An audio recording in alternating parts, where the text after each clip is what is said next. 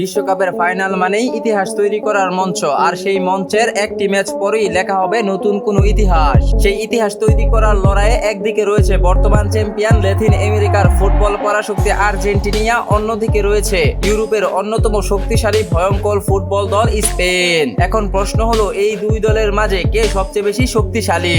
2026 বিশ্বকাপে Cape Verde, মিশর, সুইজারল্যান্ডের পর সেমিফাইনালে ইংল্যান্ডকে 2-1 গোলে হারিয়ে ফাইনালে পৌঁছেছে বর্তমান চ্যাম্পিয়ন আর্জেন্টিনা।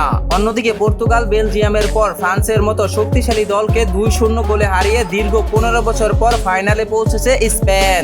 এবার ফাইনালে আর্জেন্টিনা বনাম স্পেনের হতে যাচ্ছে এক ভয়ঙ্কর লড়াই। তাই আজকের ভিডিওতে আমরা জানতে চলেছি ফাইনালের এই ভয়ঙ্কর লড়াইয়ে কে কতটা শক্তিশালী দল নিয়ে মাঠে নামবে এবং কাদের ফাইনাল জেতার সম্ভাবনা সবচেয়ে বেশি।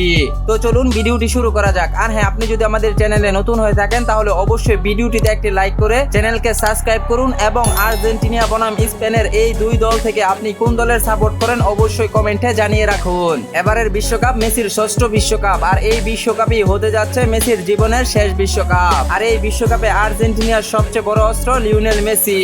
মেসি তার জীবনে করেছেন একের পর এক ভয়ঙ্কর রেকর্ড, যে রেকর্ডগুলো কোনো ফুটবলার কল্পনাও করতে পারেনি, সেগুলো এক তুড়িতেই করে ফেলেছেন লিওনেল মেসি।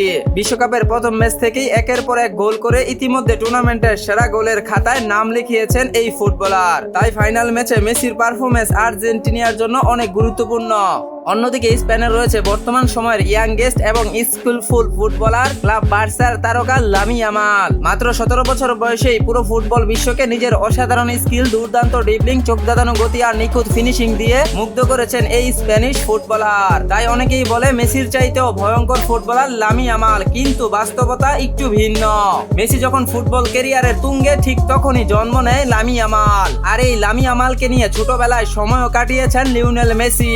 তাই লামি ইয়ামালকে নিয়ে বর্তমান মেসির সঙ্গে তুলনা করা একদমই বোকামি। তবে লামি ইয়ামাল একজন ভালো ফুটবলার, তার ফুটবল ক্যারিয়ার ভবিষ্যৎ উজ্জ্বল, সেটা বলাই যায়। আর ঠিক এই কারণেই ফাইনাল ম্যাচে লামি ইয়ামালের পারফরমেন্স হতে পারে স্পেনের সবচেয়ে বড় অস্ত্র। যদি তিনি নিজের স্বাভাবিক খেলাটা খেলতে পারেন তাহলে আর্জেন্টিনার রক্ষণভাগের জন্য অপেক্ষা করছে এক কঠিন পরীক্ষা। আর্জেন্টিনার আক্রমণ ভাগে লিওনেল মেসির সঙ্গে রয়েছে বর্তমান সময়ের দুই ভয়ঙ্কর স্ট্রাইকার লাউতারো মার্টিনেজ এবং হুলিয়ান আলভারেজ। আর মাঝ সামালতে দায়িত্বে রয়েছেন এনজো ফার্নান্দেজ। দ্রুত গতি, চোখ ধাঁধানো ফিনিশিং, ম্যাচের সবচেয়ে গুরুত্বপূর্ণ মুহূর্তে গোল করার দক্ষতা আর মেসির সঙ্গে দারুণ বোঝাপড়া, সব মিলিয়ে এই তিন ফুটবলার এখন আর্জেন্টিনার সবচেয়ে বড় শক্তি। অন্যদিকে স্পেনের আক্রমণ ভাগে রয়েছে বর্তমান সময়ে তিন দুর্দান্ত ফুটবলার, নিকো উইলিয়ামস, পেদ্রি এবং দানি উইলমো। জ্বরের গতিতে উইং দিয়ে উঠে আসা, নিখুঁত পাস, চোখ ধাঁধানো স্কিল, ম্যাচের সব গুরুত্বপূর্ণ মুহূর্তে গোল করা কিংবা অ্যাসিস্ট করে দলকে জয়ের পথে এগিয়ে নেওয়ার অসাধারণ দক্ষতা রয়েছে এই তিন তারকার। তো আর্জেন্টিনার বাকি খেলোয়াড়দেরকে দেখার আগে চলুন আজকে আপনাদেরকে বিশ্বকাপের ফাইনাল ম্যাচের প্রেডিকশন দেই। আমার ফাইনাল প্রেডিকশন, আর্জেন্টিনা 2 গোল করবে এবং 1 গোল করবে স্পেন। এখন চলে যাচ্ছি 1x এ, যেখানে নিজের ফুটবল গেমকে কাজে লাগিয়ে ফাইনাল প্রেডিকশন দেব। আর্জেন্টিনার উপর আমার পুরো বিশ্বাস, তাই আমার সিলেকশন আর্জেন্টিনা। সেমিফাইনাল ম্যাচে আমাদের প্রেডিকশন কিন্তু 100% মিলে গিয়েছিল।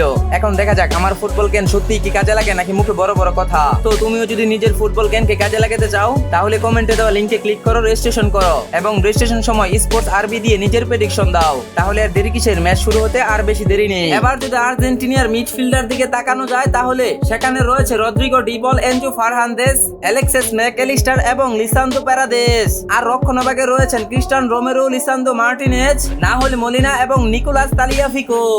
অন্যদিকে স্পেনের মিডফিল্ডার রয়েছে পেদ্রি, গাভি এবং ফেবিয়ান রুইজ। আর স্পেনের রক্ষণভাগে রয়েছে পাউ কুবাসি, রবিন লেনর্মা, মার্কো কুরাই এবং পেদ্রো পুরো।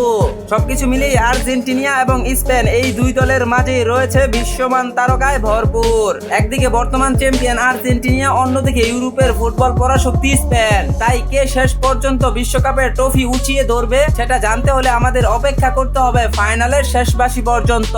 তবে আমার ব্যক্তিগত অ্যানালাইসিসে এবারও হতে পারে আর্জেন্টিনা চ্যাম্পিয়ন, কারণ এবারের বিশ্বকাপে লিওনেল মেসি যেভাবে পারফরমেন্স করছে এবং মেসি তার জীবনে যত রেকর্ডগুলো করেছে সেই রেকর্ডগুলো মিলালে এবারের বিশ্বকাপও হতে পারে লিওনেল মেসি। তবে আর্জেন্টিনা বনাম স্পেনের এই ভিডিওটি দেখার পর আপনার কাছে কোন দল সবচেয়ে বেশি শক্তিশালী মনে হয় অবশ্যই কমেন্টে জানিয়ে রাখুন।